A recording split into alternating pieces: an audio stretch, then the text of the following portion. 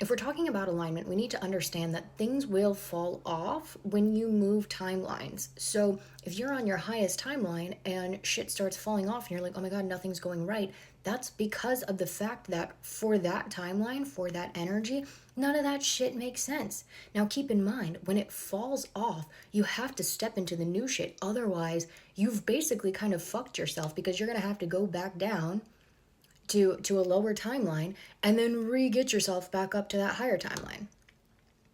So when you're doing shit, think about what's falling away. Is it stuff that's actually good for you, or is it stuff that's not so good for you? And is it going towards what you want, or is it going away from what you want? There are things that are meant to fall away based on the timeline that you're on. And that's not to say that you will never see those things again. But if you are on your highest timeline and you fall a few timelines, when you get back up, it'll be there, right? It'll be there.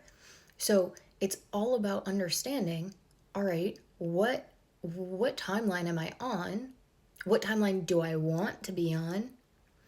And what am I saying yes to in order to reinforce this specific timeline? And how hard am I going to fight for the shit that is not supposed to be there? Because sometimes you're on a low timeline and you're fighting for this higher timeline.